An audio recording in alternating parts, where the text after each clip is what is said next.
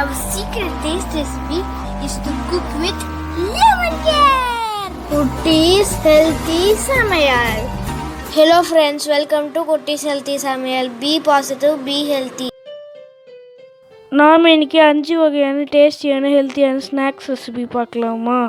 அதுக்கு முன்னாடி நம்ம சேனலை சப்ஸ்கிரைப் பண்ணாதவங்க சப்ஸ்கிரைப் பண்ணிவிட்டு பக்கத்தில் இருக்க பெல் பட்டனை கிளிக் பண்ணிக்கோங்க. ஆல் ஆப்ஷனை கிளிக் பண்ணுங்கள். அப்போ தான் நாங்கள் போடுற எல்லா வீடியோஸோட நோட்டிஃபிகேஷன்ஸ் உங்களுக்கு வரும். இது வரைக்கும் சப்ஸ்கிரைப் பண்ண எல்லாருக்கும் தேங்க்யூ ஸோ மச். நாம் இன்றைக்கி பார்க்க போகிறது ரொம்ப இன்ட்ரெஸ்டிங்கான ஹெல்த்தியான ஸ்நாக்ஸ் ரெசிபிஸ் தான். டெய்லியுமே நம்ம ஈவினிங் டைமில் யோசிக்கிற ஒரே யோசனை, ஸ்கூல்லேருந்து திரும்பி வர பிள்ளைங்களுக்கும் ஆஃபீஸ்லேருந்து வரவங்களுக்கும் என்ன ஸ்நாக்ஸ் செஞ்சு கொடுக்கலாம், அது எப்படி ஹெல்த்தியானதாக இருக்கணும், அதே சமயம் சீக்கிரமாக செய்யக்கூடியதாக இருக்கணும், அப்படி தான் நம்ம யோசிச்சுட்டு இருப்போம். அப்படிப்பட்ட இல்லத்தரசிகளுக்கு கண்டிப்பாக இந்த வீடியோ ரொம்ப யூஸ்ஃபுல்லாக இருக்கும். கண்டிப்பாக வீடியோ ஸ்கிப் பண்ணாமல் பாருங்கள். அப்போ தான் உங்களுக்கும் யூஸ்ஃபுல்லாக இருக்கும், எங்களுக்கும் ஒரு சப்போர்ட்டிவாக இருக்கும். ஃபர்ஸ்ட் நம்ம பார்க்க போகிற ஸ்நாக் ரெசிபி பார்த்திங்கன்னா பிரெட் வித் ஜாம் தான். இந்த பிரெட் வந்து நம்ம வீட்டில் இருந்தால் போதும், கூட ஜாமும் பட்டரும் வந்தால் போதும், ஈஸியாக நமக்கு சிம்பிளாக செஞ்சு கொடுத்துடலாம். பொதுவாகவே பார்த்திங்கன்னா பிரெட் நம்ம வாங்கின உடனே அப்படியே பிள்ளைங்களுக்கு கொடுக்கக்கூடாது.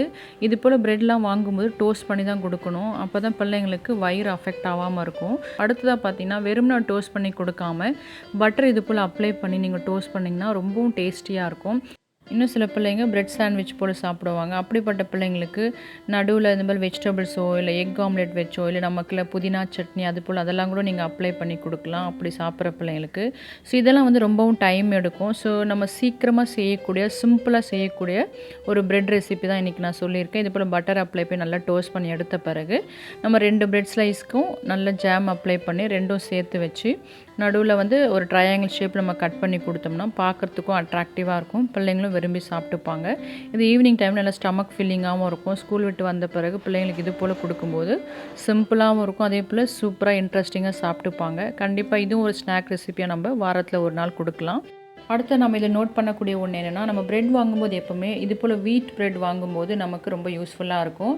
மேக்ஸிமம் பார்த்தீங்கன்னா ஒயிட் பிரெட் அவாய்ட் பண்ணுறது நல்லது. ஸோ உங்களுக்கு பிடிச்சிருந்தா இதையும் நீங்கள் ஃபாலோ பண்ணிக்கோங்க. ஏன்னா இது போல் ப்ரௌன் பிரெட் வாங்கும்போது சுகர் கண்டென்ட்டும் குறைவாக இருக்கும், மைதாவும் நம்ம அவாய்ட் பண்ணது போல் இருக்கும். ட்ரை பண்ணி பாருங்கள். அடுத்த ஸ்நாக் நம்பர் 2ல் நாம் பார்க்க போகிறது ரொம்ப ஹெல்த்தியான ஒரு ரெசிபி தான். இதுக்காக 1 கப் எள் எடுத்து ஸ்ட்ரெயினரில் எப்படி அலசினான்னு தண்ணியெல்லாம் நல்லா வடிச்சிட்டு இது போல் ட்ரை ரோஸ்ட் பண்ணி எடுத்துக்கிறேன். ஈரம் போகிற அளவுக்கு எள் கொஞ்சமாக நமக்கு பொரிஞ்சு நல்ல வாசம் வரும், அது வரைக்கும் நம்ம வறுத்து எடுத்துக்கலாம். அடுத்ததாக கொஞ்சமாக ஒரு 1/2 கப் அளவுக்கு ராகி மாவு எடுத்து லைட்டாக உப்பு ஆட் பண்ணி கொஞ்சமாக தண்ணி தெளித்து பிசைஞ்சு இது போல் அடைகளாக நான் செஞ்சு எடுத்துக்கிறேன். ஒரு 2 சின்ன சின்ன அடைகள் தான். அடுத்து பார்த்தீங்கன்னா அதுக்காக 1 கப் வறுத்த வேர்க்கடலை எடுத்துக்கிறேன். அதாவது வேர்க்கடலைக்கு ஈக்குவலாக நான் எள் எடுத்துருக்கேன். உங்கள் விருப்பம் தான், எள் அதிகமாக இல்லை வேர்க்கடலை குறைவாக கூட நீங்கள் எடுத்துக்கலாம் உங்கள் டேஸ்ட்டை பொறுத்து. இப்போ நான் 1 கப் வேர்க்கடலை, 1 கப் எள், 2 ராகி அடை எடுத்திருக்கேன். அதாவது எள் பார்த்திங்கன்னா 100 கிராம் பேக்கெட் தான் இது. இப்போ நான் அந்த அடையை வந்து சின்ன சின்ன பீஸாக கட் பண்ணி எடுத்துக்கிறேன். இப்போ இது 3 பொருளை வச்சு நம்ம மிக்சியில் ஆட் பண்ணி அரைச்சிக்கலாம். ஃபஸ்ட்டு ராகி அடையை நம்ம ஆட் பண்ணி கொஞ்சமாக அரைச்சி எடுத்துக்கலாம். ஏன்னா அது அரைப்பட கொஞ்சம் டைம் எடுக்கும், அதனால தான். அது கூட ஒரு 1/2 ஸ்பூன் அளவுக்கு ஏலக்காய் பவுடர் ஆட் பண்ணிக்கிறேன். இது ஆப்ஷனல் தான், உங்களுக்கு வேண்டாம்னா விட்டுடலாம். இப்போ இந்த அளவுக்கு அரைச்சி எடுத்துருக்கேன். இப்போ இதோட நாம் எள்ளையும் வேர்க்கடலையும் சேர்த்து நாம் இப்போ அரைச்சி எடுத்துக்கலாம். இது கொஞ்சம் குறைன்னு அரைச்சா நமக்கு டேஸ்ட் இருக்கும். அவ்வளோதான், பாருங்கள் அரைச்சி எடுத்தாச்சு. இந்த வீடியோ ஆல்ரெடி நாங்கள் ஹெல்த்தியான லட்டு ரெசிபின்னு நாங்கள் தனியாக லோட் பண்ணியிருக்கோம், அதை கூட நீங்கள் செக் பண்ணிக்கலாம். இப்போ இது கூட நான் 1 கப் அளவுக்கு நாட்டு சக்கரை ஆட் பண்ணிக்கிறேன். இந்த ஸ்வீட்னஸ் உங்கள் டேஸ்ட்டை பொறுத்து கூடவோ குறையவோ ஆட் பண்ணிக்கோங்க. இதுக்கு பதிலாக வெல்லம் கூட ஆட் பண்ணிக்கலாம். வெல்லம் க்ளீனாக இருக்குன்னா அப்படியே ஆட் பண்ணி இது போல் அரைச்சி உருண்டைகளாக பிடிச்சிக்கலாம். அப்படி இல்லை நீங்கள் காய்ச்சி வடிகட்டி அந்த வெல்லம் சிரப்பை இதோடு நீங்கள் திக்காக ஆட் பண்ணி உருண்டைகளாக பிடிச்சிக்கலாம். இப்போ பாருங்கள், நாட்டு சக்கரை போட்டு அரைச்ச பிறகு நமக்கு கொஞ்சம் ஈரத்தன்மையோடு இருக்கும். இப்போ நம்ம இதை பால்ஸாக பிடிச்சிக்கலாம். அவ்வளோதான், நம்மளோட எள்ளு உருண்டை சூப்பராக ரெடி ஆகிடுச்சு. இல்லை வேர்க்கடலை, ராகி, நெக்ஸ்ட்டு எள், நாட்டு சக்கரை, ஏலக்காய் எல்லாமே நம்ம ஹெல்த்தியாக ஆட் பண்ணியிருக்கோம். ஸோ பிள்ளைங்களும் பார்த்திங்கன்னா இந்த டேஸ்ட்டு விரும்பி சாப்பிடுவாங்க. முக்கியமாக எள் ஆட் பண்ணும்போது பெண்களுக்கு ரொம்ப முக்கியமானதும் ரொம்ப சத்தானதும் கூட. எல்லா பிள்ளைங்களுக்குமே, வளர்கிற பிள்ளைங்களுக்கு ரொம்ப சத்தான எதிர்ப்பு சக்தியை நல்லா டெவலப் பண்ணுகிற ஒரு லட்டு ரெசிபி தான். கண்டிப்பாக இது போல் செஞ்சு கொடுங்க. பார்க்குறது நிறைய வேலை இருக்கிற மாதிரி இருக்கும், ஆனால் ஹார்ட்லி பார்த்தீங்கன்னா 15 to 20 மினிட்ஸ் தான் எடுக்கும் உங்களுக்கு. பட் ஹெல்த்தியான ரெசிபி இது, கண்டிப்பாக ட்ரை பண்ணி பாருங்கள். பிள்ளைங்களுக்கும் நம்மளுக்கும் ரொம்ப ஹெல்த்தியான ரெசிபியாக இருக்கும், யூஸ்ஃபுல்லாகவும் இருக்கும். ட்ரை பண்ணி பாருங்கள். அடுத்த ஸ்நாக் நம்பர் 3ல் நம்ம பார்க்க போகிறதுனா ஒரு மில்க் ஷேக் தான். இது சாதாரணமான ஒரு மில்க் ஷேக்கில் ரொம்பவும் ஹெல்த்தியானது. ஸோ இது ஈவினிங் டைமில் கொடுக்கும்போது பிள்ளைங்களுக்கு ஸ்டமக் ஃபில்லிங்காகவும் இருக்கும், அதே சமயம் ஹெல்த்தியானதாகவும் இருக்கும். இதுக்காக நான் ஒரு பர்சனுக்கு 5 முந்திரி, 5 டேட்ஸு, 5 பாதாம் எடுத்திருக்கேன். அதாவது ஒரு பர்சனுக்கு ஒரு பிள்ளைங்களுக்கு கொடுக்கறதா நீங்கள் 5 5 கனெக்ட் பண்ணிக்கோங்க. 2 பிள்ளைங்களுக்குன்னா அதே டபுள் ஆக்கிக்கோங்க. அது போல் தான் இன்றைக்கி 2 பேருக்கு இதை எடுத்திருக்கேன். அதாவது 10 டேட்ஸ், அதாவது பேரிச்சம்பழம், 10 முந்திரி, 10 பாதாம் இது போல் ஊற வச்சு நீங்கள் தோல் உரிச்சு எடுத்துட்டிங்கன்னா நமக்கு நல்ல ஒயிட் கலரில் மில்க் ஷேக் கிடைக்கும். இப்போ நான் ஆல்ரெடி ஒரு 10 நிமிஷம் ஊற வச்சுருக்கேன். அதாவது முந்திரி, பேரிச்சம்பழம், பாதாம் 3த்தையுமே நான் ஒரு 10 நிமிஷம் அளவுக்கு ஊற வச்சு நைஸாக அரைச்சி எடுத்துக்க போகிறேன். அப்படி நீங்கள் மறந்துட்டிங்கன்னா நீங்கள் அப்படியே கூட போட்டு அரைச்சி எடுத்துக்கலாம். பாதாம் மட்டும் நீங்கள் தோல் உரிச்சிட்டிங்கன்னா ஒயிட்டாக இருக்கும். இல்லை தோல் உரிக்காமல் நல்லா அலசி நீங்கள் ஆட் பண்ணால் கொஞ்சம் கலர் வேரி ஆகும், அவ்வளோதான். இப்போ நாம் இதெல்லாம் ஒரு மிக்ஸி ஜாரில் ஆட் பண்ணிக்கலாம். அப்படி ஊற வச்சு அரைக்கும்போது நம்ம நைஸாக அரைச்சிக்கலாம். அப்போ குடிக்கும்போது உங்களுக்கு நல்லாயிருக்கும், அதுக்காக தான். இப்போ இதெல்லாம் நம்ம மிக்ஸியில் ஆட் பண்ணியாச்சு. இப்போ இது கூட ஒரு 1/2 ஸ்பூன் அளவுக்கு ஏலக்காய் பவுடர் அரைச்சி வச்சுருக்கேன். இதை நம்ம ஆட் பண்ணிக்கலாம். ஏன்னா சில பிள்ளைங்களுக்கு அந்த பேரிச்சம்பழம் வாசம் பிடிக்காது. அதுக்காக நம்ம ஏலக்காய் ஆட் பண்ணும்போது அந்த பேரிச்சம்பழம் ஆட் பண்ணியிருக்கதே தெரியாது. அதுக்காக ஏலக்காய் இப்படி ஆட் பண்ணிக்கிறேன். நீங்கள் அரைக்கலைன்னா ஒரு 2-3 ஏலக்காய் கூட ஆட் பண்ணிக்கலாம். ஏலக்காய் பவுடர் எப்படி நைஸாக அரைக்கிறது, கொஞ்சமாக இருந்தாலும் எப்படி அரைக்கிறது, நாங்கள் ஆல்ரெடி ஒரு கிச்சன் டிப்ஸில் நாங்கள் லோட் பண்ணியிருக்கோம். எங்கள் கிச்சன் டிப்ஸ்லாம் பாருங்கள், கண்டிப்பாக உங்களுக்கு ரொம்ப யூஸ்ஃபுல்லாக இருக்கும். இப்போ நம்ம இது போல் ஃபஸ்ட்டு கொஞ்சமாக பால் ஆட் பண்ணி, அதை ஊற வச்ச பால் மட்டும் ஆட் பண்ணி இது போல் அரைச்சி எடுத்துக்கலாம். அதுக்கப்புறம் நீங்கள் தேவையான அளவுக்கு பால் ஆட் பண்ணிக்கலாம். ஃபர்ஸ்ட் நான் வந்து 1 டம்ளர் பால் ஆட் பண்ணிக்கிறேன். ஆட் பண்ணி நல்லா நம்ம அரைச்சிக்கலாம். இப்படி நம்ம கொஞ்சம் கொஞ்சமாக அரைக்கும்போது வெளியே வந்து உங்களுக்கு ஸ்ப்ரெட்டாக அதை செதுறாது அரைக்கும்போது, அதுக்காக தான். இப்போ இது நல்லா அரைச்சி எடுத்தப்போ தேவையான அளவுக்கு பால் ஆட் பண்ணி ஜஸ்ட் ஒரே ஒரு சுற்றி எடுத்துட்டிங்கன்னா நல்லா மிக்ஸ் ஆகி வந்துடும். பிள்ளைங்களுக்கும் நம்ம மில்க் ஷேக்காக கொடுத்துடலாம். அவ்வளோதான். நான் இப்போது தேவையான அளவுக்கு பால் ஆட் பண்ணி ஜஸ்ட் ஒரு சுற்று மட்டும் சுற்றி எடுத்துக்கிறேன். இது போல் நீங்கள் சீசனல் ஃப்ரூட்ஸ் இதோட ஆட் பண்ணிக்கலாம். அதாவது மாம்பழ சீசனில் மாம்பழம் ஆட் பண்ணிக்கலாம், பப்பாளி ஆட் பண்ணி செய்யலாம், இல்லை வந்து பொமக்ரேனட் ஆட் பண்ணிக்கலாம். இது போல் எந்தெந்த சீசனில் எந்தெந்த ஃப்ரூட் நமக்கு அவைலபிளாக இருக்கோ அந்த மாதிரியே ஃப்ரூட்ஸ் கூட ஆட் பண்ணி இது போல் ஏலக்காய் தேவைன்னு ஆட் பண்ணி நீங்கள் மில்க் ஷேக்கை ரெடி பண்ணி கூட கொடுத்துக்கலாம்.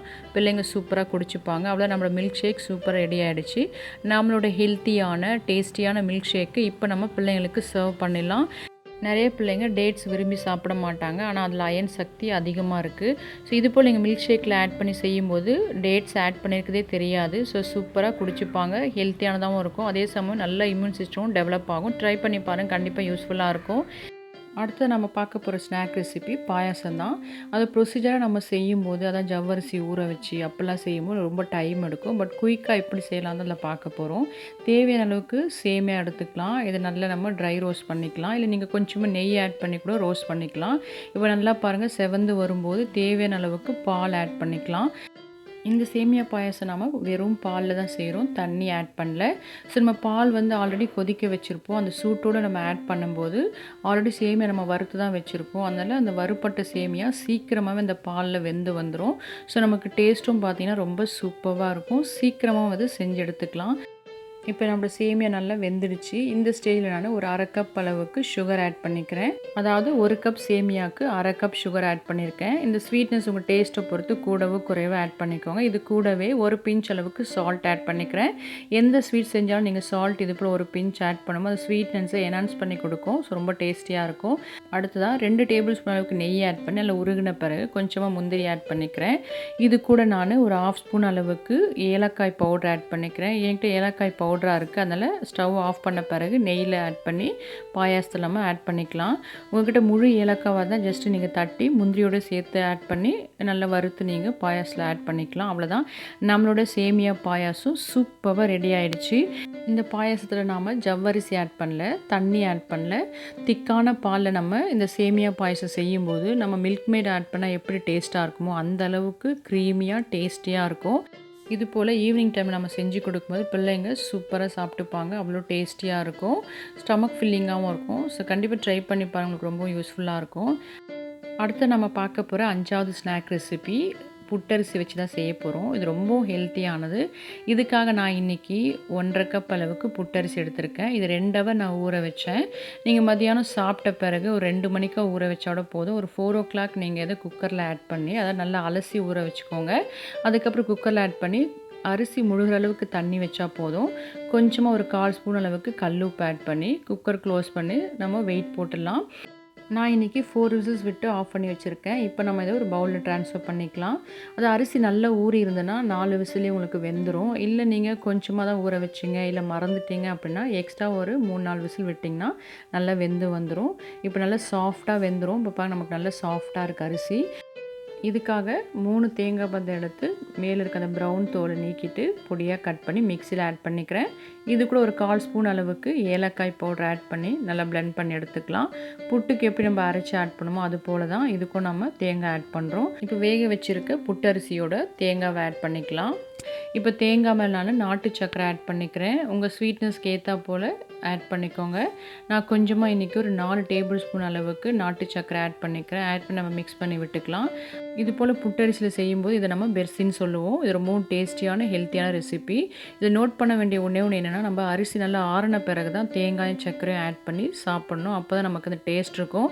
ஏன்னா சூடாக இருக்கும்போது நீங்கள் சர்க்கரை ஆட் பண்ணிங்கன்னா அது கரைஞ்சி ஒரு போல் தண்ணி விட்ட போல் ஆகிடும். அதில் நமக்கு டேஸ்ட்டே இருக்காது.